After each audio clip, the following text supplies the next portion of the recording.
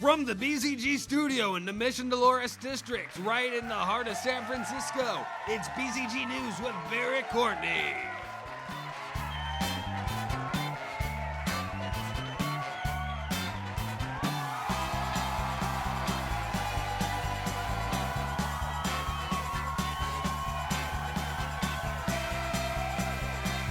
Thank you over here. Thank you over there. Thank you. What's up, everybody? My name is Barrett Courtney, and this is BzG News. You might be wondering, Barrett, why aren't you all hyper excited? This is your news show. You're all, you got to be crazy on the show. Well, here's the thing. I'm coming off of a cold, still feeling it. I didn't want to, stress my voice too much today, so I'm just going to be hella real with you guys and not really give a fuck. And also, to maybe answer a question, we try to do a monthly Gamer of the Month where I interview someone who plays video games and ask them about their story and all that good stuff. March has been such a busy month for myself outside of BzG that I haven't had the time to set up an interview with anybody. So I apologize that there will be no Gamer of the Month for the month of March, but I will try my hardest to make sure it happens for the month of April. So I apologize for that. So forget about all of the, I'm not in my regular presentation mode. There's no interview today.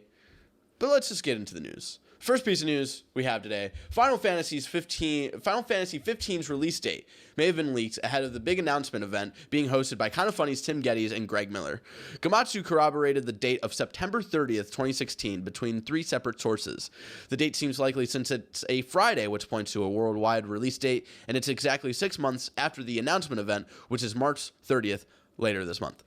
So I think this will be a good time for Final Fantasy 15. It'll be right before all of the big holiday releases, and I think Final Fantasy is to that point where it's not as big as it used to be. Obviously, people are excited about Final Fantasy 7, and people have been really excited about 15 for so long, but it's lost its sort of track. So I think it's probably smart for Square Enix to decide that September release date, just because it's right before the holidays, so they don't have to really fight for any holiday pull from any other game.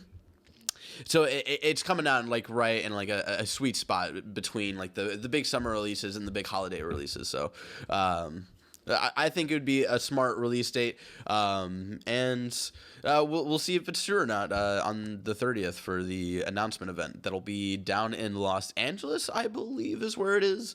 I don't know if you can sign. I don't think you can sign up to go to the actual event anymore, but I believe it's being live streamed.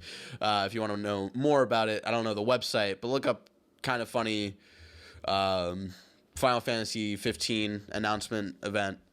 You'll probably find it. Second piece of news we have this week, a very interesting development has arisen with Lindsay Lohan versus Grand Theft Auto 5. New York Supreme Court Judge Joan Kennedy ruled that the case would not be dismissed yet, stating that she, quote, can't rely upon defendant's documents aiming to show the images in question don't show Lohan, unquote. What she fucking says, this judge, sort of makes sense. It took 20 minutes for my girlfriend and I, when I was writing up all the news last night, to make sense of what this sentence means. Of she can't rely upon defendant's documents aiming to show the images in question don't show Lohan. So if you don't know, starting in 2014, Lindsay Lohan filed a court thingamajig. I don't know court lingo, but she filed a case against Take-Two, which is the parent company of Rockstar. Sorry, I always get it mixed up between Rockstar and Rocksteady. I always fuck it up. So Take-Two is the parent company of Rockstar. So she filed a motion against them because of a certain, not even a character in the game, but a character that Rockstar used for publicity and marketing the game. You might know the famous image. I'll probably have it right here or whatever. And in the picture, it's a blonde girl in a red bikini taking a selfie, and she's got the peace sign up. And Lindsay Lohan believed that was a direct sort of reference to her. So she is, suing them for likeness rights. And so I'm going to have this picture right here. I think I got this news story from GameSpot, and the picture that they used in the article of the comparison between a picture of Lindsay Lohan in a red bikini and this character who's not even really a character. The difference between these two pictures is, one of them is healthy looking, and it's the video game character.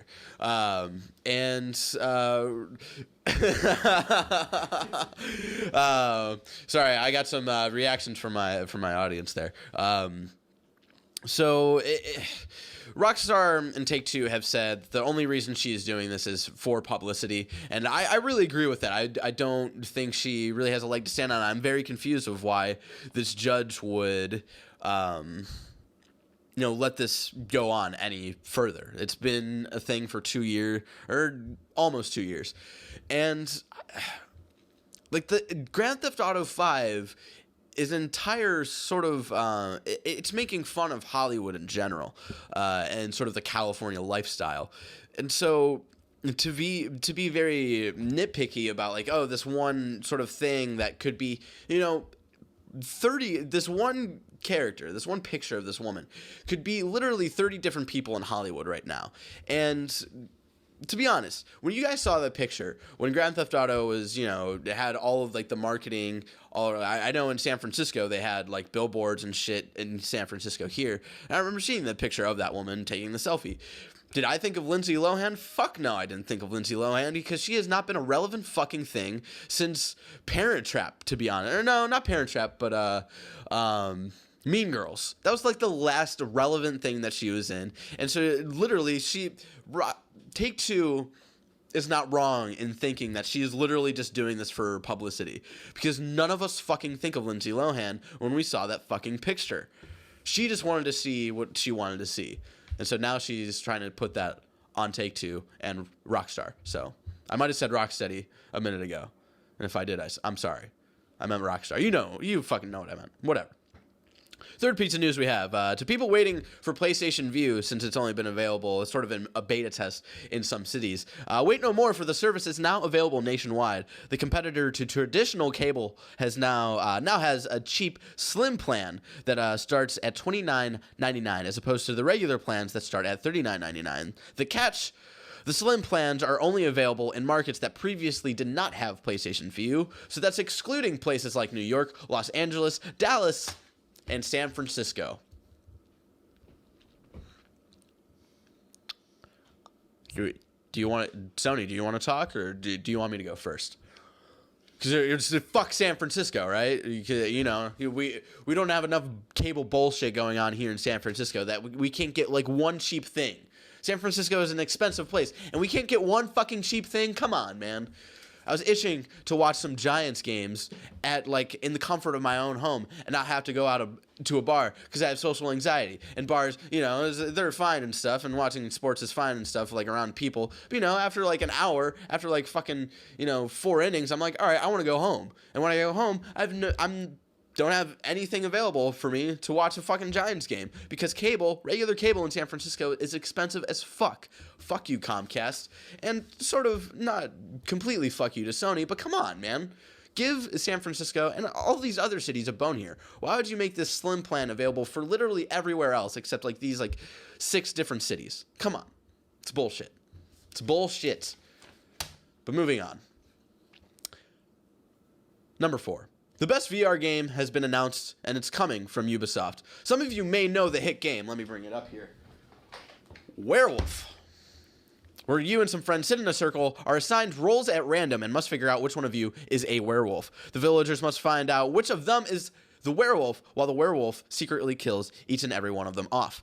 The Ubisoft version will be called Werewolves Within, which is an online multiplayer game where you must communicate through a mic. The game will be available this fall and is in development for most VR rigs. Now, this is interesting, because if you've ever played this game before, this is all about lying and being able to lie, and being able to see through other people's lies. And it's based off of, usually when you play in person, it's based off of like how well you know a person, like when you can tell that they're lying. So it'll be interesting to play this kind of game in a setting where you can't actually see people's faces. You wear the VR thing, and then you're sitting in a circle of like sort of like you see like villagers. It's the art style is very So what am I thinking of? Like sort of like the olden age of like we're knights and shit, where there's like knights and what the Middle Ages. Thank you, audience member over there. The Middle Ages, and so it'll be like the other people that you're playing with, like they look like average, just like whatever middle-aged sort of townsfolk.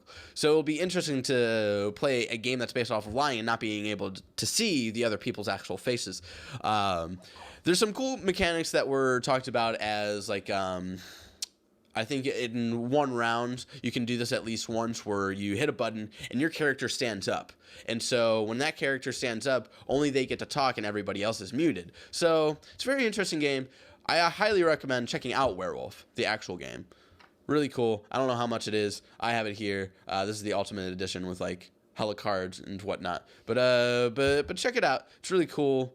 And if you like that, maybe Werewolves Within will interest you when it comes out sometime this fall.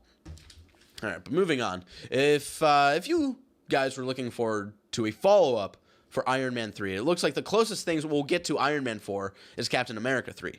Robert Downey Jr. said in an interview with USA Today that the sequel will probably not happen, but he's still set to appear in Captain America Civil War and Avengers Infinity War. And he was the one who made a comment that the closest thing we'll get to an Iron Man 4 is Captain America 3, is because even though it's a Captain America movie, it's still heavily a movie based around all of the characters from the Marvel Cinematic Universe. And I think it's probably the best thing they should do. I really don't think they hit the magic of Iron Man since the first movie, and it's probably best for them to sort of just sweep the entire Iron Man solo movies just under the rug and have time to bring in some new interesting heroes. So I think it's for the best that we move on from Iron Man. But also, in some more movie news, The Hollywood Reporter has reported that the search for the new young Han Solo has apparently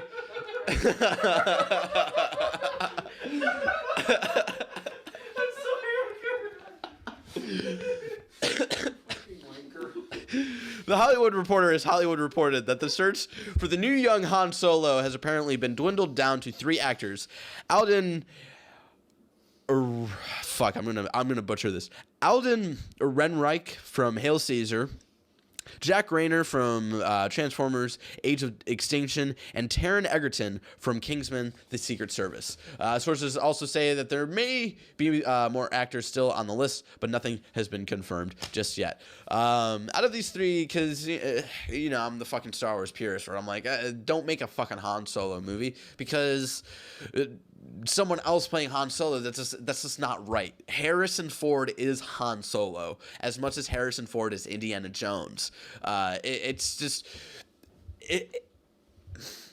really don't think that this Han Solo movie is going to be any good, because I don't think it's going to hit the magic of it's going to nail whoever they cast. I don't think they're going to nail as the Han Solo as much as Harrison Ford can and still does, or did, I should say. So it'll be interesting. I think out of these 3 actors, the first one, Alden Ehrenreich from Hail Caesar, he was really good in that movie. And I think he's got the most... I think he looks most like Han Solo out of the 3 of them. So if I had to choose, it would be him. But if I really got to choose like the main decision of a Han Solo movie, I would say that there would be no Han Solo movie. But moving on.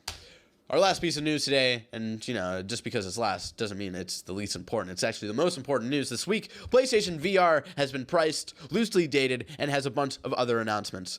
PlayStation VR has been priced at a base of $399, and that does not include the required PlayStation camera or the Move controllers.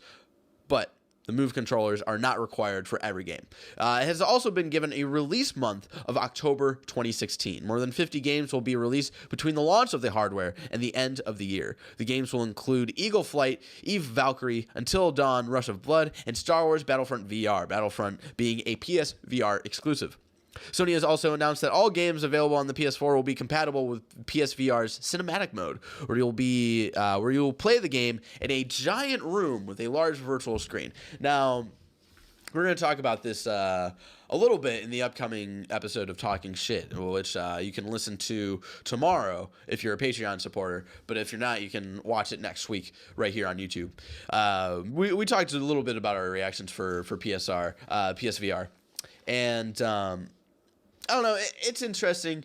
I'm glad that it's a little it's more accessible than the other VR hardware that has been announced and priced, much like the Oculus Rift, which is priced at $600, I believe, and the HTC Vive, which is priced at $800, which I don't even know like what you hook up the. Is the Vive accessible on the PC? Is that what it is? I don't even know what the Vive is for. Whatever. But Oculus Rift is definitely more of like the PC thing, and then PSVR, from what I understand, is like the only console sort of VR hardware. So I'm glad that it's a little more accessible. It's obviously not going to have the same quality in hardware as the other two, because the other two will be compatible with PC. So they obviously the screens. There's two screens inside of a VR headset, and the screens inside of the Oculus Rift and the Vive have a higher resolution. They're 1920 by 1080, which in the PSVR it's 920 by 1080, I believe. So obviously the resolution for PSVR is not going to be as great, and especially for cinematic mode where you're looking at a screen basically through another screen playing your game. And at that point, it's like, why not just play on your nice TV where it has a good resolution, as opposed to having these two smaller screens that you're looking at that don't have as good of a resolution as your TV, and then playing it on a big screen. I don't know. It's just very confusing. But the fact that, you know, they're bringing in cool titles like Star Wars Battlefront into more of a VR setting is really cool.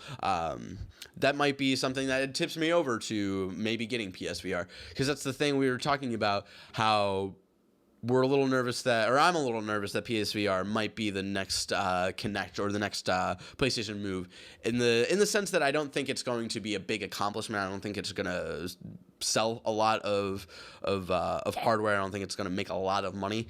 And I think that's going to be because the titles that are going to be available on it. So far, I think the titles that they have announced are not that exciting besides Star Wars Battlefront. So do you really think that one game can really push over all of these people into getting it? I don't know.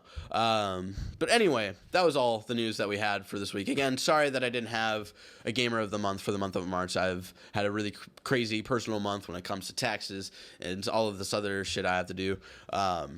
But thank you for still watching the show and whatnot. But anyways, ladies and gentlemen, this has been BzG News. I can't fucking talk today. I'm sorry. I'm still foggy, sick, whatever. This has been BzG News, BzG's weekly news show where I wrap up all of the big important news of the week and tell it to you, and, you know, share my opinion on all the big news stuff. If you think that's cool, remember, you can always subscribe to us. You can always like the video and all that good stuff, and check out all of our other videos and whatnot. Remember, BzG News is up every Friday right here on youtube.com/BezaZongaGamers at 9 a.m. Pacific Standard Time for your viewing pleasures and all that good stuff. So thank you so much, and we'll see you next week for some more nerdy news. And until then, stay nerdy. Thank you so much. Thank you over here. I'm so sorry that I'm sick. Low energy, all that good stuff. But I still want to do a show for you guys. Thank you. Thank you for still watching this. Thank you.